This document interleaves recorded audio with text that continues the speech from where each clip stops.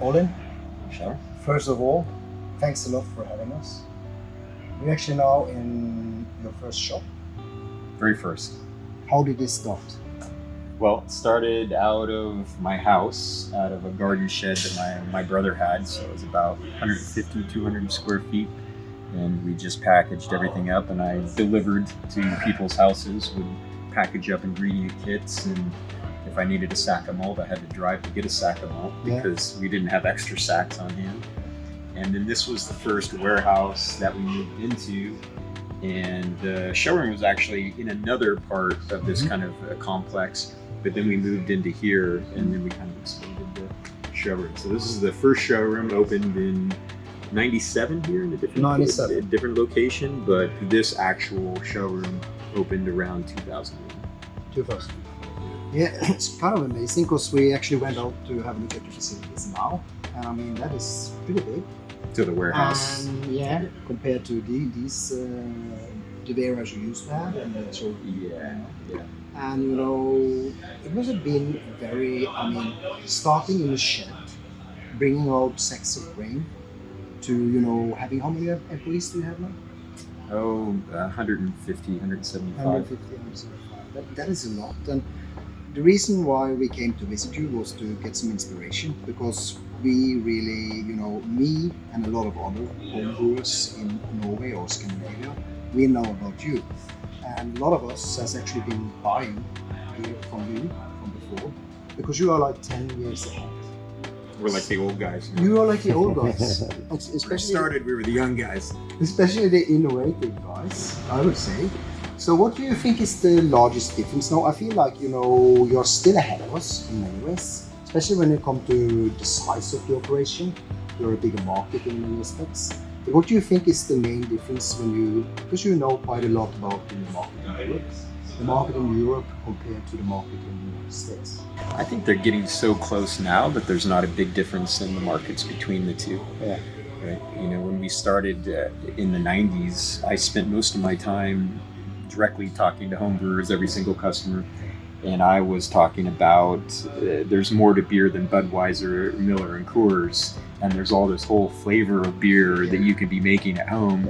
And so I would have to convince people to drink good beer to be homebrewers. And I had maybe 1-2 friends that drank craft beer at that time.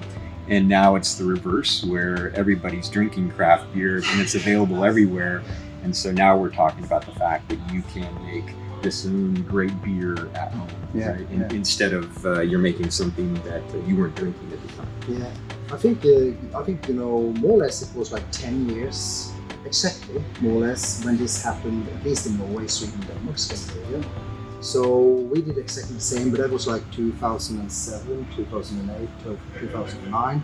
And the main goal was actually to get people to understand beer is more than like lagers. Sure. There is a variety, and so we had to actually go out and, in many aspects, build the market.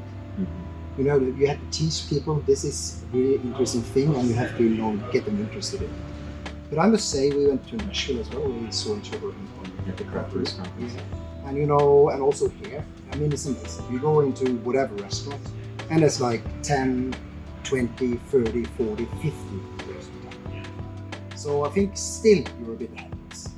I don't know. I've been so impressed with what's been going on in Europe and in particular in Norway and in your region and some of the manufacturers like Brew Tools and other companies that are coming out of that region who are just making fantastic products. Yeah. So we also look to Europe to be inspired at the same time because I think it's a bit newer and exciting what's going on in homebrewing. Yeah. We went to Russian River. Amazing place. Yeah. Fantastic beer. In an original craft brewer market. So if you haven't been there, you should definitely go up. 100%. There's a lot of pilgrimages to a lot of people who visit here who are in the Northern California. You always have to go see Russian River. So inspired by that, I read a little about the story behind Russian River, and I understood that when he went to Europe, and that's when he actually decided I'm going to start making beer because he's from the wine family. In Temecula. And then he just decided this is what I'm going to do, and then we go to Russian River, and we actually drink Belgian style beer that are amazing. So I think, okay, the tradition might be started in Europe, then it was developed and modernized in the States. And I think, in a lot of aspects, I think we actually are taking back a lot of the things that you started doing, modernizing it, and getting it back to Europe. But sometimes we want to go back and have traditional Belgian beers and German beers. And we absolutely love those beers. They are great. Yeah. So, thanks a lot for having us. I mean, this is really appreciated. So nice to meet people that has this story. It's a lot of inspiration for us to actually move on, further on. And thanks a lot. Yeah, well, thank you.